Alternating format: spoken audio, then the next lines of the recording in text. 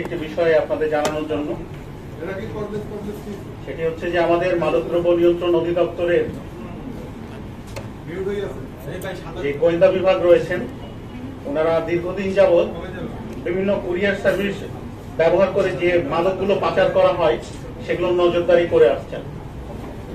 সাম্প্রতিককালে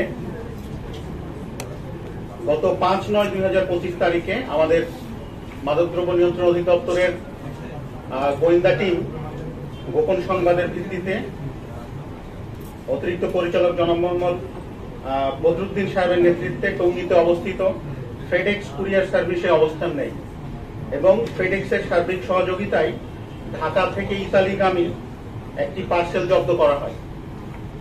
গোয়েন্দা তথ্য, পার্সেলের সার্বিক অবস্থা এবং অস্বাভাবিক ওজন দেখে সন্দেহ হলে পার্সেলটি পরীক্ষা করে দেখা হয় এবং এই পার্সেল পরীক্ষা করতে গিয়ে দেখা যায় একটি খাকি রঙের কার্টুনের ভেতরে পৃথক পৃথক 7টি সাদা টাওয়েল পাওয়া যায়, যে টাওয়েলগুলো আপনাদের সামনে রাখা হয়েছে।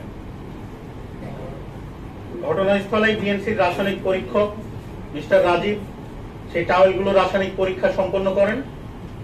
টাওয়েলে দ্রবীভূত অবস্থায় 6.44 কেজি ক শ্রেণীর ভয়াবহ মাদক কিটামিনের উপস্থিতি পাওয়া যায়।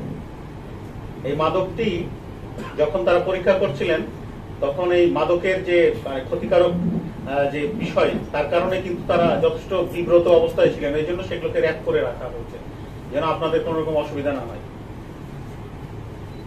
এই কিটামিন যখন পাওয়া গেল, সেটা যেটা আমরা জানতে পেরেছি সেটা হচ্ছে ইমপ্রেগনেন্টেড অবস্থাতে রাখা হয়েছে, অর্থাৎ এটা যখন প্রক্রিয়াজাত করা হয় তখন সেই কিটামিনকে পাউডারটিকে তরলের সঙ্গে মেশানো হয়। এই তরলের ভেতরে টাওয়েলকে ভেজানো হয়, সেটা শুকানো হয় এবং তাকে ভাঁজ করে এই যে প্রসেস অবস্থায় নিয়ে আসা হয়েছে। এটাকে বলা হচ্ছে ইমপ্রেগনেটেড অবস্থা, অর্থাৎ একটা তরল পদার্থের ভেতরে টাওয়েলটাকে ডুবিয়ে সেটাকে আবার শুকিয়ে সেটাকে প্রসেস করা হয়েছে এবং এইভাবেই তারা সেটা ইতালিতে পাঠাচ্ছিলেন।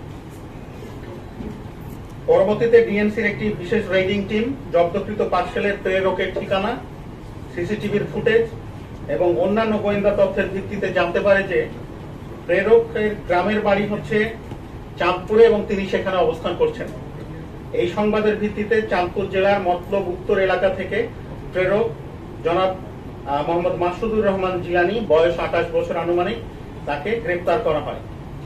গ্রেপ্তারকৃত আসামিকে জিজ্ঞাসাবাদে সে স্বীকার করে যে উক্ত কিটামিন চালান ফরিদপুর জেলার মোহাম্মদ আরিফুর রহমান খোকা, আনুমানিক বয়স 43, এর যোগসাজশে বিদেশে পাঠানোর চেষ্টা করছিল এবং সে আরো জানায় যে খোকা এই আন্তর্জাতিক এই মাদক চোরাচালান চক্রের অন্যতম সদস্য। এরপর আমাদের টিম, গোয়েন্দা যে টিম ছিল, সেই টিমের সদস্যগণ আমার চারপাশে উপস্থিত রয়েছেন। আমাদের উপপরিচালক মিস্টার খোরশেদ, উপপরিচালক আমানজারুল, আমাদের উপপরিচালক মেহেদি এবং এদের সঙ্গে আরো আমাদের অন্যান্য সম্মানিত সহকর্মীবৃন্দ ছিলেন। তারা আরো তদন্ত শুরু করেন এবং তথ্য প্রযুক্তি এবং গোয়েন্দা তথ্যের ভিত্তিতে উক্ত রেডিং টিম চাঁদপুর থেকে ফরিদপুর উপজেলার সালথা থানাধীন আটঘর বাজার এলাকায় একটি অভিযান পরিচালনা করে মোহাম্মদ আরিফুর রহমান খোকা নামে আরেকজন আসামিকে গ্রেপ্তার করে। ফরিদপুরের সালথা, ওখান থেকে। আমি ঠিকানাটা আবার বলি, তাহলে আপনাদের জন্য ভালো হবে।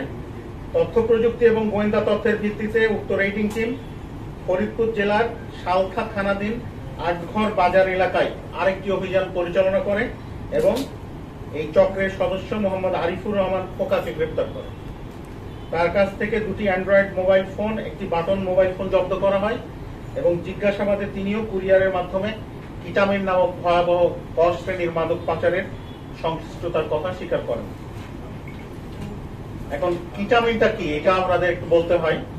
সেটা হচ্ছে, কিটামিন মূলত একটি ডিসোসিয়েটিভ অ্যানেস্থেটিক ওষুধ, যা অতীতে চিকিৎসার সময়ে ব্যথানাশক হিসেবে ব্যবহার করা হতো অপারেশনের আগে অজ্ঞান করার জন্য, কিন্তু বর্তমানে এটি ব্যাপক হারে মাদক হিসাবে অপব্যবহার করা হচ্ছে, বিশেষ করে পার্টি ড্রাগ হিসেবে। কিটামিন একটি অত্যন্ত ক্ষতিকর মাদক, যা স্বল্প মেয়াদে বিভ্রান্তি, হ্যালুসিনেশন এবং শারীরিক জটিলতা সৃষ্টি করে। দীর্ঘমেয়াদে এটি কিডনি এবং মূত্রথলির গুরুতর ক্ষতি, মানসিক সমস্যার সৃষ্টি করে এবং আসক্তির দিকে মানুষকে ঠেলে দেয়। নিয়মিত সেবনে সহনশীলতা তৈরি হয়ে যায় এবং ক্রমাগত ডোজ বাড়তে থাকে, যা জীবনের জন্য ভয়াবহ ঝুঁকি তৈরি করে।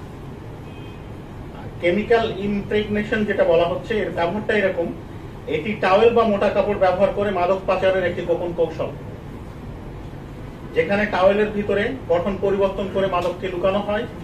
কেমিক্যাল ইমপ্রেগনেশনে টাওয়েলকে মাদকের দ্রবণে ভিজিয়ে শুকানো হয়, ফলে মাদক ফাইবারে মিশে যায় এবং কাপড় বা তোয়ালেটি মাদক শোষণ করলে সেটি দেখতে স্বাভাবিক কাপড়ের মতোই মনে হয়। কালারটা সাদা, আপনাদের সামনে আছে। ওখানে যে টাওয়েলগুলো আছে প্রত্যেকটা ইমপ্রেগনেটেড অবস্থায় আছে এবং মাদক সহ। এটা স্বাভাবিক কাপড়ের মতো মনে হওয়ার ফলে এটি সহজে শনাক্ত করা যায় না।